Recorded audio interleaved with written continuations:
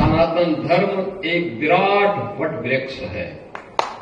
उसकी तुलना किसी झाड़ और झंकार से नहीं करनी चाहिए, छोटेपन से नहीं करनी चाहिए। दुनिया के अंदर अन्य संप्रदाय हो सकते हैं, पंथ हो सकते हैं, सेक्ट हो सकते हैं, उपासना विधि हो सकती है, धर्म तो एक ही है, वह सनातन धर्म है।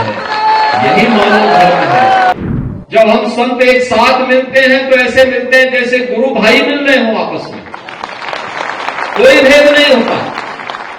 भारत सुरक्षित है तो हम सब सुरक्षित हैं। याद रखना, कोई भी धर्म, हमें दो चीजों का ध्यान बहुत मजबूती के साथ रखना होगा। सनातन धर्म एक विराट वट वृक्ष है। उसकी तुलना किसी झाड़ और झंकार से नहीं करनी चाहिए, छोटेपन से नहीं करनी चाहिए। दुनिया के अंदर अन्य संप्रदाय हो सकते हैं, पंथ हो सकते हैं, सेक्ट हो सकते हैं, उपासना विधि हो सकती है, धर्म तो एक ही है, वह सनातन धर्म है। यही मानव धर्म है। हमारा खड़दर्शन संप्रदाय भारत के अंदर जन्मे में जितनी भी उपासना विधियां हैं, वे पंथ और संप्रदाय की उपासना विधि से भले ही अपने संप्रदाय के साथ जुड़े हुए हों, लेकिन निष्ठा और आत्मा सबकी सनातन धर्म में बसती है। इसीलिए तो हम सब एक साथ यहां बैठे थे, एक साथ बैठे, कोई भेद नहीं।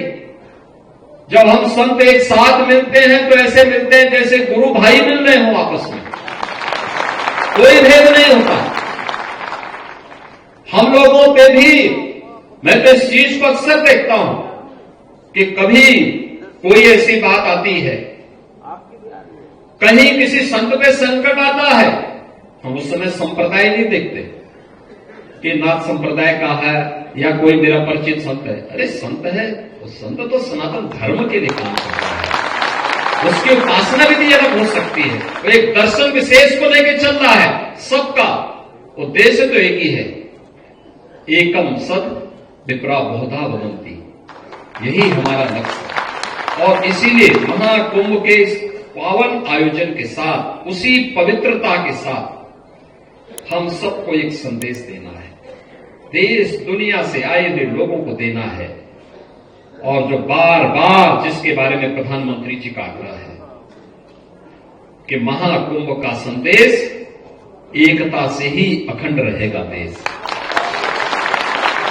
याद रखना, भारत सुरक्षित है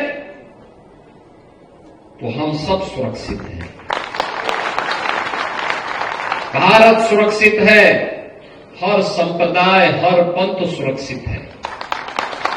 और अगर भारत के ऊपर कोई संकट आएगा तो संकट सनातन धर्म पर आएगा। सनातन धर्म पर संकट आएगा तो भारत के अंदर का कोई भी पंथ और संप्रदाय अपने आप को फिर सुरक्षित महसूस न करे, और संकट सबके ऊपर आएगा। इसलिए संकट की नौबत आने न पाए, इसके लिए एकता का संदेश, एकता का संदेश। आपने देखा होगा क्या पवित्र भाव के साथ महाकुंभ का आयोजन, कोटि कोटि श्रद्धालु आ रहे हैं। आज यहां पे प्रयागराज में कुंभ क्षेत्र में, कुंभ मेला क्षेत्र में, कुंभ महानगर, इस कुंभ महानगर में 2 करोड़ श्रद्धालु वर्तमान में इस समय यहां पे है। सभी सड़कें चौक हो चुकी है, एकदम भरा हुआ है, और लगातार ये चलेगा। आप अनुमान करिए, हमारे पूज्य संत जन दुनिया के तमाम देशों में जाते हैं। पूज्य अवधेशानंद जी महाराज, पूज्य परमात्मानंद जी महाराज, पूज्य निर्मलानंद नाथ जी महाराज, अन्य हमारे पूज्य संत जन दुनिया के तमाम देशों में जाते हैं। आप मुझे बताइए कि पिछले 10 दिनों के अंदर